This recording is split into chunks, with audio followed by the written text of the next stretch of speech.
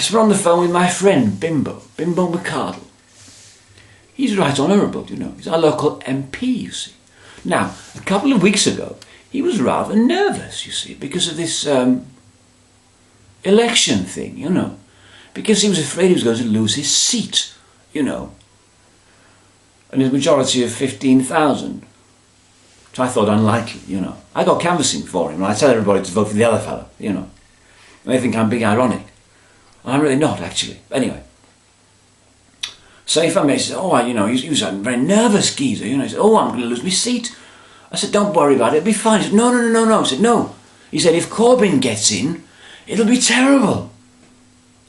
I said, will it?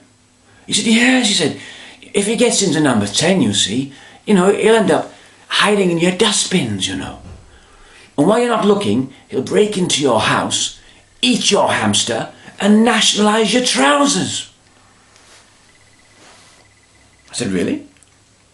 He said, yes. Anyways, it turns out, you know, he was fine. He had nothing to worry about. He did say to me, he said, you know, if everybody knew what a crook I was, nobody would vote for me. I said, everybody does know what a crook you are, and they still voted for you anyway. I wouldn't worry about it. I said, you know, the whole election was actually brilliantly managed. And I think we all should owe a debt of gratitude to the man who organised the election so beautifully, you know. So we didn't have to really worry about it in any way, shape or form. And it just kind of, you know, it just was very smooth transition from one thing to the same thing, you know. And that man, of course, is the much beloved Australian newspaper seller, you know. The one who's married to, you know, the Rolling Stone. Zex. Mrs. You know him, anyway. Well, I think he did a very good job in organising the whole election and choosing our new government. I think it's good, you know. We don't have to worry about all that sort of rubbish. Anyway. So, you know, I really like him. And so does my pooch, who I like to call Rupert Murdoch. Excuse me one moment. What do you want? Yes, I know what you're going to say. No, I don't have a pooch called Rupert Murdoch. Good. Now sod off. Let me ask you. Anyway, so thank you to Rupert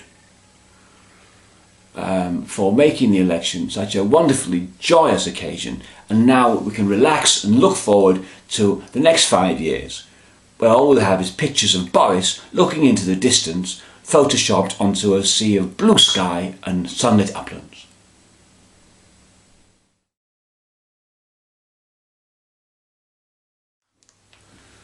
I've had a bit of a thing, you see. A bit of a, you know, thing. Because my wife gave me a lovely Christmas card that said, "To my dearest husband, blah de blah de blah, love you on Christmas, blah de blah de blah de blah. Love wifey," you see. I thought, well, that's interesting. And I thought, oh blimey, I better get her one, you know, reciprocate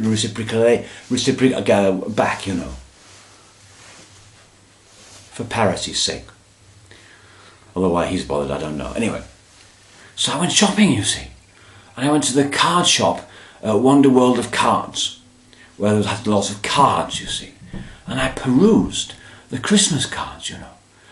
I found it very difficult, you see, because they had all sorts of niche cards, you see, for specific members of your family. But I couldn't find one for your wife, you know. So I thought, oh, bugger this. So I grabbed a handful of them, you see, and bought them.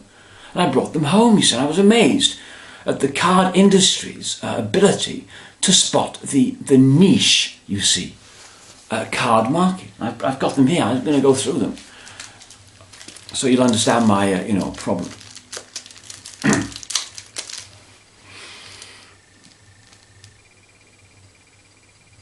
Happy Christmas, Grandma and Grandad.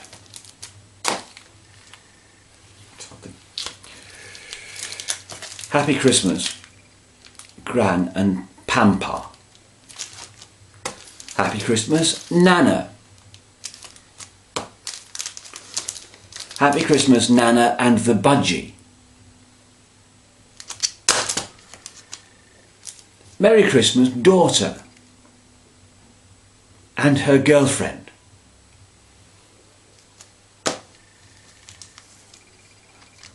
Merry Christmas, father-in-law. And the best one here. Merry Christmas, son-in-law and his pet fish.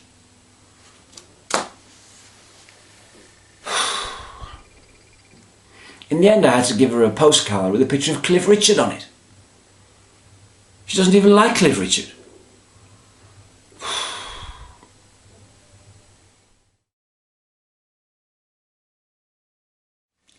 The other day I was in Birmingham, you see, walking around and, looking around with the shops and that. And I noticed there was a cocktail bar, you see.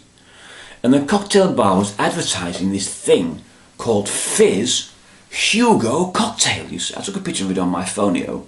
Just bear with me a second, will you, while I try and work the what's it. You see that? You see that? See that? Can you see that?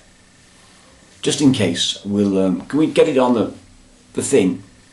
Diddly.